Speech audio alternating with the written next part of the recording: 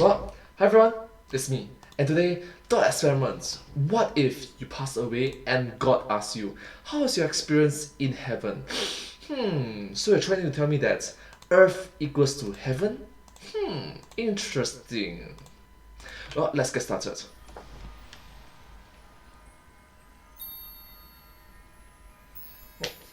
Morning. Open your eyes. Welcome. Everything is about to be spoiled.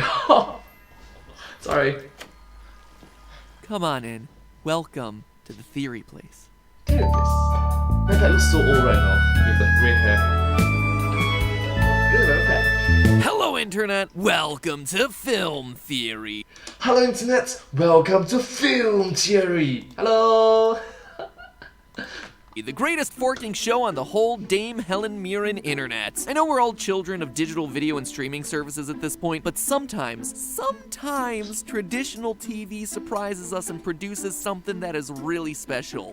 But understandably, this video came out in the year 2020, and right now it's in the year 2022. So 2 years have passed since this video was uploaded. Enter The Good Place, which is probably better titled The Great Place because it's an awesome show. And I'm not just saying that because Kristen Bell has been my celebrity crush since her appearance in the musical Reefer Madness. No, I'm saying it because The Good Place is one of the best, most heartfelt, well-written, and original sitcoms I've ever seen. That is true. It's very thoughtful and it's an incredibly marvelous piece of art. I can't even imagine what the pitch meeting for this one must have looked like, but I'm gonna try. Dream sequence. So, you have a sitcom for me? Yes, sir, I do. It's about people in the afterlife delving deeply into moral philosophy. Sorry, did you say moral philosophy? Yeah, you know, like Aristotelian virtue ethics and Kantian deontology. And moral philosophy for the wins! Yeah! And also, I love the collab with pitch meetings. And you expect people to watch this? Yeah. I mean, who doesn't love moral philosophy? Pretty much everyone. Wow, that was a shockingly vivid dream sequence. But somehow that formula's been amazing, managing to both teach its audience about deep philosophical theory while also making unique jokes on the subject. It's like who died and left Aristotle in charge of ethics? Plato. And a big part of the show's appeal has been its ability to shock, surprise, and fake out not just its characters, but also the audience at home watching. Nothing demonstrates this better than the first season's arc. Season 1 starts telling us the story of Eleanor Shellstrop, a recently deceased, who finds herself in paradise. We're told by one of Heaven's architects, Michael, that she is in the good place. In the afterlife, there's a good place and there's a bad place. You're in the good place. Except there's one problem here. Something's wrong. Eleanor wasn't a good person on Earth. You need me to lie to old people and scare them into buying fake medicine. I get it, man. She was, as she describes herself, an Arizona trash bag. Those aren't my memories. I wasn't a lawyer. I never went to the Ukraine. I hate clowns. I'm not supposed to be here. But that isn't the twist of this season, and neither is the reveal 3 episodes later that silent Buddhist monk Jian Yu is actually a failed DJ from Jacksonville, Florida named Jason Mendoza. Is your real name Jian Yu? No, it's Jason Mendoza. And by the way, everyone here thinks I'm Taiwanese. I'm Filipino. Heaven is so racist. No, the big twist comes in the season finale when Eleanor figures it all out, that this is not the good place, but rather the bad place. Holy mother-forking shirt balls. Just now, as we were all fighting, I thought to myself, man, this is torture. And then it hit me. This is the bad place. Oh, it looks like paradise, but it's actually a filthy dumpster full of our worst anxieties. Wow. Is YouTube going to... I'm worried. Oh man, I can't believe you figured it out. We learned that Michael, our heavenly guide from the very first scene of the show, is actually a bad place architect. A literal demon in disguise who wanted to create a unique torture chamber for humans. And this is back in season 1. Rather than inflicting just physical pain all the time, Michael devised a system that used psychological torture by placing 4 people in a fake good place and having them torture each other. It's a huge mind blow that, when you go back and rewatch the season again in this context, was hidden in front of your eyes from the very start. The lack of steps in Eleanor's house, the creepy clown pictures that populate everywhere, the fact that the only restaurants in town serve frozen yogurt. What's a food that people think they enjoy, but that's also kind of a bummer? Frozen yogurt.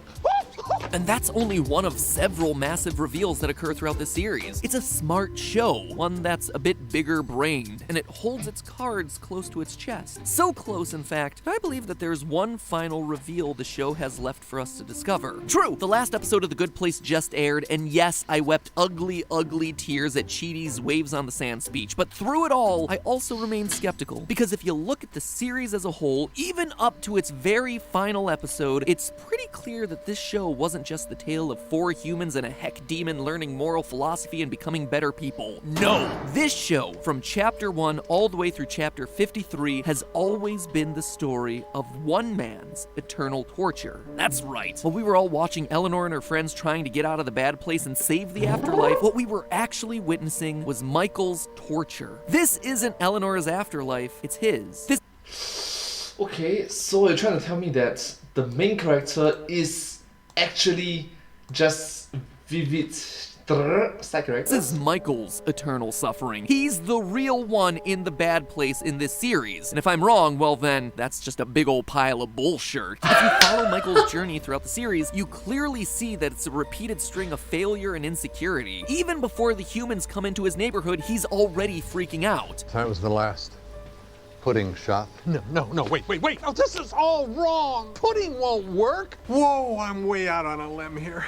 And I'm all alone. And it doesn't help that he can't afford to fail. Sure, he got his boss Sean to agree to this revolutionary torture experiment, but if the plan fails, he'll be retired. And not like cool retirement, like taking Greyhound buses to Vegas to sit at slot machines all day. No, this is demon retirement, which is slightly worse. My soul will be disintegrated. My essence will be scooped out of my body with a flaming ladle and poured over hot diamonds. And then what's left of my body will be endlessly beaten with a titanium rod. Like a piñata. Yes, except you have the string around my waist, but instead it will definitely be around my genitals. But not only is he having to deal with the stress of being all alone with a literal burning ladle waiting for him, his plan fails. Eleanor figures out that they're in the bad place, ruining all of Michael's work. He had promised his boss that they'd be able to torture people like this for 1,000 years. Instead, he barely gets 6 months out of it, forcing him to beg for just one more try. Sean grants him one more attempt. Good luck with attempt number 2. There will be no attempt number 3. And yet, over and over, time and again, Eleanor figures out that they're in the bad place. Michael ends up rebooting his neighborhood over 800 more times trying to figure out the way to get it right. And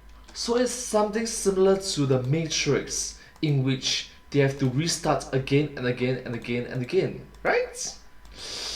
he can't. It is a literal torture for him as he learns that no matter what he does, he isn't good enough to make his plan work. His dream of revolutionizing the bad place is shattered. His life is on the line, which then results in him having to beg the humans for help. Suffice to say, I tried more than 2 times. If he finds out, we're all in hot water. Literally, we will be the main ingredient in a chowder of pain. He devises a plan where the humans pretend like they don't know what's going on to fool all the rest of the bad place. The only catch is that now he, Michael, has to take moral philosophy classes with the rest of them. And again, this is another form of torture for Michael. Not just because Kantian ethics is so dry and boring, and why did I spend a senior year college semester learning it when I didn't even need the credit? What was I thinking?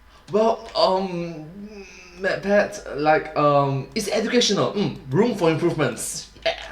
But learning human morality literally sends Michael into a spiraling existential crisis. Blah blah blah, be good, don't be bad. Thank you so much. In short, by the first couple episodes of season 2, he went from a confident, nearly immortal being living his life to an insecure mess contemplating his own demise. Definitely not a good trajectory for the guy. As Team Cockroach works to fool the demons, Michael becomes attached to the humans, which only makes it worse because he can't figure out a way to help them. He's made friends, he's growing emotional attachments to them, and yet he's been lying to their faces about his ability to help them the entire time. It's torture. Yet again, putting Michael at an even lower low than he was before. So not only did I fail at getting us into the good place, I also learned the error of my ways. Real rock bottom for a demon.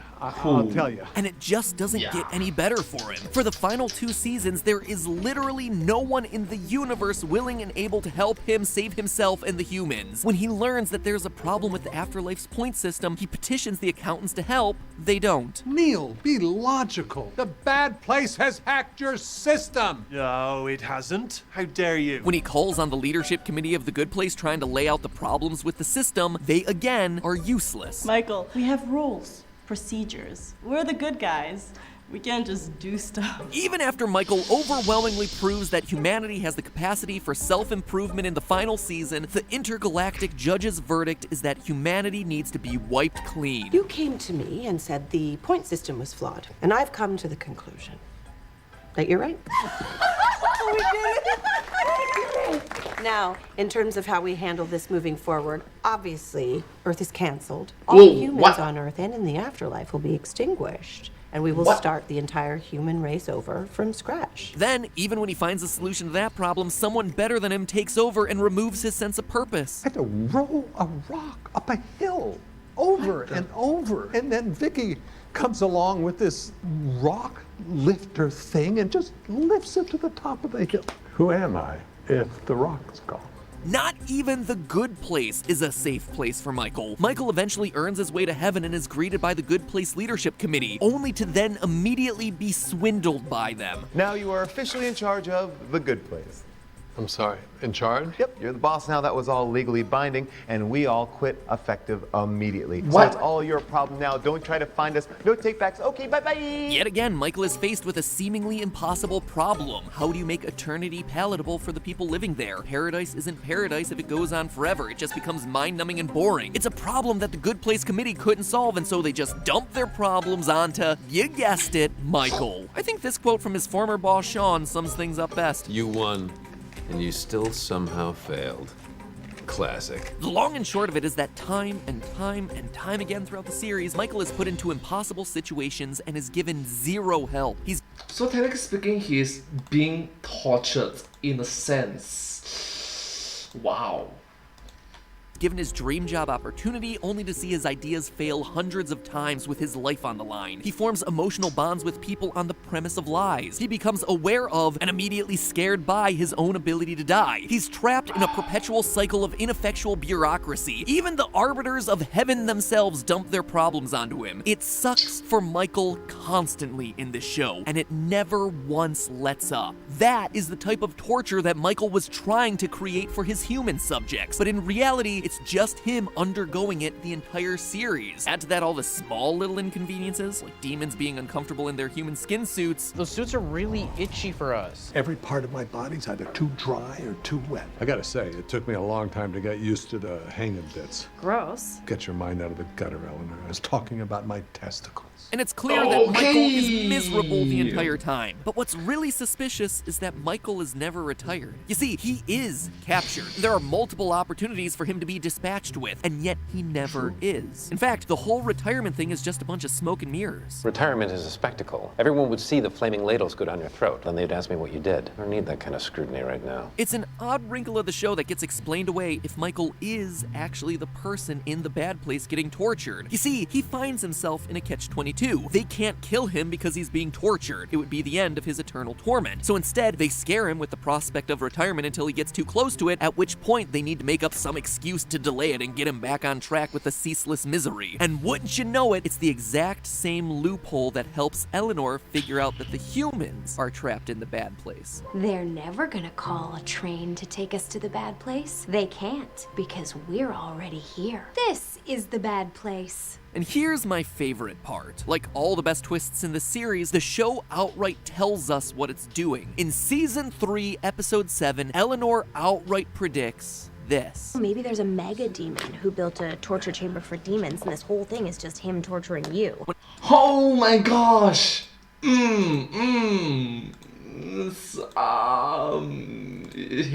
Heavy spoilers, I guess.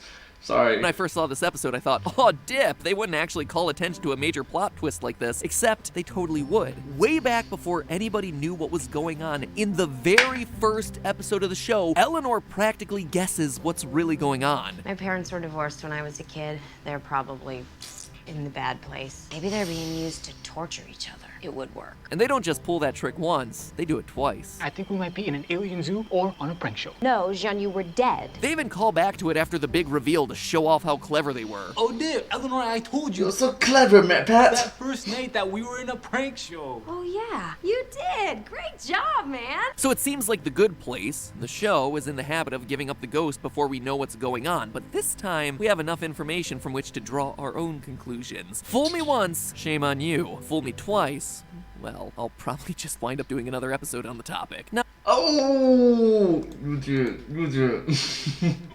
Now, admittedly, the final episode of the show is a bit hard to explain away under this theory. Michael gets his ultimate wish and gets to live out his life as a human, and our hearts are warmed as he learns the guitar without the help of Janet, and finally gets to say to someone that iconic phrase, "Take it sleazy." But put aside the sappy music for a second, and let's be clear here, Michael is a human now, and as this show has made patently clear, being on Earth kinda sucks. That was rough. Right? Sheesh. Earth is a mess. And being a human is a lifetime full of sadness. You're learning what it's like to be human. All humans are aware of death, so we're all a little bit sad all the time. Sounds like a crappy deal. Yeah. But it's because of death that really makes us recognize the importance of life.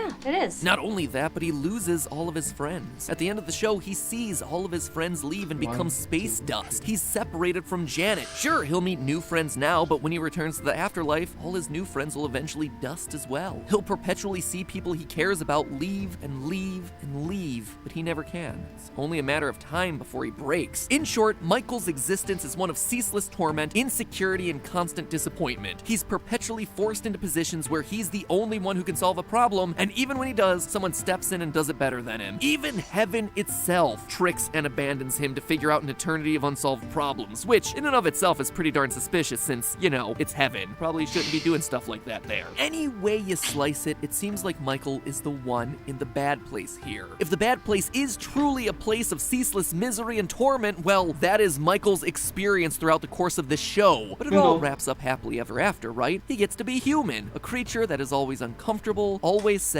and always one margarita mix away from getting run over by a train of shopping carts. The ending of the show is meant to be happy, but really it just shows that humanity is the pinnacle of torture. But hey, that's just a theory. A film theory. And Fork Nuggets, I forgot to send a special thanks to Ryan from Screen Rant for his little pitch meeting cameo at the top of this episode.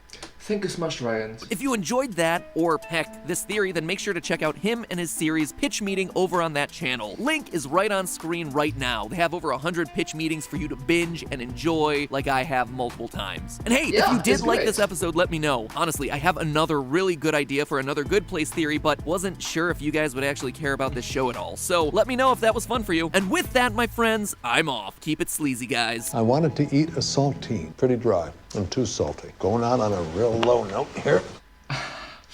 Well, at the end of the day, right, you must understand that the importance of death signifies the importance of life as well. And if you are incapable of dying, why don't you make the world a better place? Room for improvements. But anyways, I'm thankful that you watched this video together with me. I recognize that one day I'll die. I recognize that someday you will die. Someday I'll be nothing but dust. But still, I'm thankful that you're spending your time together with me right now, watching this video. But hey, that's just a theory. No, that's just a theory. That's a fact. But still, I'm gonna do an outro. But hey, that's just a theory, a film theory, and cut. And I hope to see you all in my next video. Bye! Subscribe to my channel. If you do like this video, please remember to like, share and subscribe to my channel and comment down below if you have anything to share with us. Don't forget to follow my channel and sincerely appreciate all of your support and encouragement for my work. It's very motivating and uplifting to see all your wholesome, positive comments. I'm genuinely... I need to show you my gratitude and appreciation. Thank you so much.